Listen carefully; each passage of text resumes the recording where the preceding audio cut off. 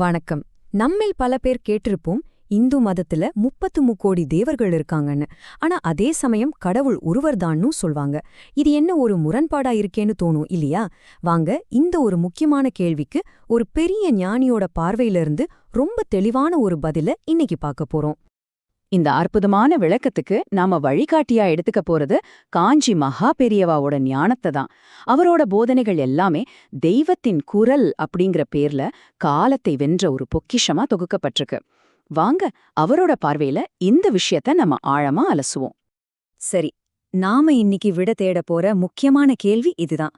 இத்தனை தெய்வ வடிவங்களை பார்க்கும்போது ஒரு சின்ன குழப்பம் வர்றது ரொம்ப இயல்புதான். ஆனா இந்த பன்முகத்தன்மைக்கு பின்னாடி ஒளிஞ்சிருக்கிற அந்த அழகான ஒருமை தத்துவத்தை இப்ப நாம புரிஞ்சுக்கலாம். வாங்க முதல் பகுதிக்குள்ள போலாம். இங்க வெளியில தெரியிற இந்த பன்முகத்தன்மைக்கு அடிப்படையா இருக்கிற அந்த ஒற்றை உண்மையை நாம புரிஞ்சுக்க போறோம். பாருங்க, இந்த விளக்கத்தோட திறவுகோலே மகா பெரியவாவோட இந்த வார்த்தைகள்ல தான் இருக்கு. இந்து தர்மத்தின்படி கடவுள் ஒருவர்தான். நிறைய தெய்வங்கள் இருக்கிற மாதிரி தெரியறது உண்மையில ஒரு தவறான புரிதல்னு ரொம்ப ஆணித்தரமா சொல்றார். அதாவது இது ஒரு முரண்பாடே கிடையாது. சொல்லப்போனா இது நம்ம தத்துவத்தோட ஒரு கருணைன்னே சொல்லலாம்.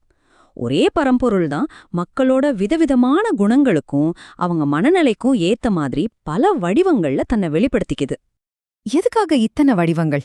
ஏன்னா ஒவ்வொரு மனுஷனும் ஒவ்வொரு மாதிரி இல்லையா? எல்லாரையும் ஒரே மாதிரி இருக்க முடியாது. அதனால ஒவ்வொருத்தருக்கும் பிடிச்சமான ஒரு வடிவத்தின் மூலமா அவங்கள ஆன்மீக வழியில கூட்டிட்டு போறதுதான் இதோட நோக்கம். மனச தூய்மைப்படுத்தி ஒருமுகப்படுத்த இது ரொம்ப உதவுது. சரி, அடுத்த பகுதிக்கு போகலாம். இங்க இந்த தத்துவம் எப்படி ஒவ்வொருத்தருக்கும் ஒரு ஸ்பெஷலான ஆன்மீக பாதைய அமைச்சு தருதுன்னு பார்க்கலாம். இங்கதான் இஷ்ட தேவதைங்கிற ஒரு முக்கியமான கான்செப்ட் வருது. ரொம்ப சிம்பிளா சொல்லணும்னா, உங்க மனசுக்கு ரொம்ப பிடிச்ச, நீங்க ரொம்ப சுலபமா கனெக்ட் பண்ண முடியற இறைவனோட ஒரு வடிவம் தான் உங்க இஷ்ட தேவதை. இது சில உதாரணங்கள் மூலமா ரொம்ப அழகா புரிஞ்சுக்கலாம். உங்க மனசு எப்படிப்பட்டது? ஒரு தாயோட அரவணைப்பு வேணும்னு தோணுதா? அப்போ நீங்க அம்பாளை வழிபடலாம். இல்ல எனக்கு ஆழ்ந்த அமைதிதான் வேணும்னு நினைக்கிறீங்களா? தட்சிணாமூர்த்தி இருக்கார். இல்ல நான் ஆடி பாடி சந்தோஷமா பக்தி செய்யணும்னு ஆசைப்பட்டா அதுக்கு நம்ம கிருஷ்ணர் இருக்கார். இதுல ரொம்ப முக்கியமான விஷயம் என்னன்னா, நீங்க உங்களுக்கு பிடிச்ச ஒரு வடிவத்து மேல முழு மனசோட பக்தி வைக்கும்போது அந்த தெய்வமே உங்களை அடுத்த கட்டத்துக்கு கூட்டிட்டு போகும். கடைசியில எல்லா வடிவங்களும் அந்த ஒரே பரம்பொருள்தான்ற பேருண்மைய உங்களுக்கு உணர்த்தும். இப்போ இந்த வெவ்வேறு தெய்வ வடிவங்கள் பிரபஞ்சத்தோட செயல்பாடுகளை எப்படி பிரதிபலிக்குதுங்கிற இன்னொரு கோணத்தை பார்ப்போம். நமக்கு நல்லா தெரிஞ்ச மும்மூர்த்திகள், அதாவது பிரம்மா, விஷ்ணு, சிவன், இவங்க தனித்தனி கடவுள்கள் கிடையாது. படைத்தல், காத்தல், அழித்தல்னு பிரபஞ்சத்தோட 3 முக்கியமான வேலைகளை செய்யற ஒரே பரம்பொருளோட 3 செயல்பாட்டு அம்சங்கள் தான் அவங்க.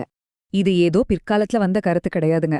காளிதாசர், பாணர் மாதிரியான மகா கவிஞர்கள் கூட அவங்களோட படைப்புகள்ல இந்த எல்லா வடிவங்களும் ஒரே பரம்பொருளோட வெளிப்பாடுதான்னு ரொம்ப தெளிவா பாடியிருக்காங்க. இது இந்த ஒருமை தத்துவத்துக்கு இன்னும் வலு சேர்க்குது. புராண கதைகள்ல ஒரு தெய்வத்தை இன்னொரு தெய்வத்தை விட உயர்ந்ததா காட்டுற மாதிரி சில இடங்கள் வரும் இல்லையா? அதனால ஏற்படுற குழப்பத்தை இப்போ நாம சரி செய்வோம். இது ஒரு நியாயமான கேள்விதானே. புராணங்களை படிக்கும்போது சிவன் பெரியவரா விஷ்ணு பெரியவரான்னு ஒரு குழப்பம் வர வாய்ப்பிருக்கு. ஆனா இதுக்கு பின்னாடி ஒரு ஆழமான காரணம் இருக்கு. அதுக்கு பதில்தான் நஹி நிந்தா நியாயம் அப்படிங்கிற ஒரு ஒத்தி. இதோட நோக்கம் மத்த தெய்வங்களை குறை சொல்றது கிடையவே கிடையாது. ஒரு குறிப்பிட்ட தெய்வத்தை வழிபடுற ஒரு பக்தரோட மனச சிதற விடாம முழுமையான நம்பிக்கைய, தீவிரமான பக்திய அந்த ஒரே வடிவத்து மேல நிலைநிறுத்துறது மட்டும்தான். அப்போ இதோட உண்மையான நோக்கம் என்னன்னா, உங்க இஷ்ட தேவதை கிட்ட அசைக்க முடியாத நம்பிக்கைய உருவாக்குறது. அதே சமயம் மத்தவங்க வழிபடுற வடிவமும் அதே பரம்பொருள்தான் உணர்ந்து ஒவ்வொருத்தரோட பாதையும் மதிக்கணும். இது ஒரு போட்டி கிடையாது, ஒரே இலக்க நோக்கிய வெவ்வேறு பயணங்கள். இந்த முழு விளக்கத்தையும் மகா பெரியவாவோட இந்த சக்தி வாய்ந்த வார்த்தைகளோடு நிறைவு செய்யலாம்.